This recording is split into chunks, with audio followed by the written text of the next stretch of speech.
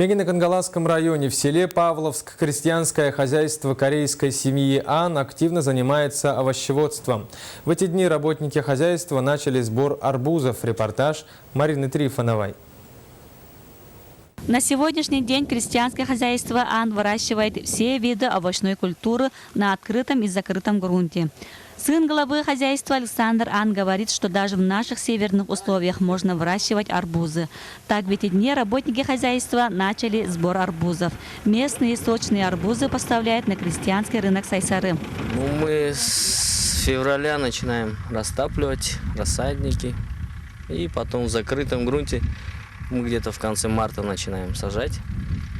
И в огород уже с начала мая уже высаживаемся. То, что сначала не боится, это холода. Капуста, попозже уже арбузы. Арбузы мы с самого начала начали садить. Получалось. Иногда бывает некоторые годы, что заморозки. А так всегда получается. Очень вкусные арбузы. На открытом грунте посадили картофель, 4 вида капусты, арбуз, морковь, свеклу, лук, укроп и кукурузу. А на закрытом грунте выращивают помидоры и огурцы разных сортов. Работники с 8 часов утра работают до 9 часов вечера. В основном мы стараемся техникой все трактором делать. У нас семья и работники, общее количество 15 человек.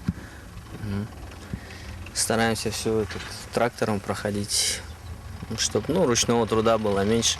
Собираем, возим на крестьянский рынок. Там у нас стоят тоже наши продавцы. И вот скоро начнем уже капусту, картошку тоже. В сентябре. Работаем, работа, все отлично. Все хорошо. Вот работаем. Арбуз собираем, капусту собираем.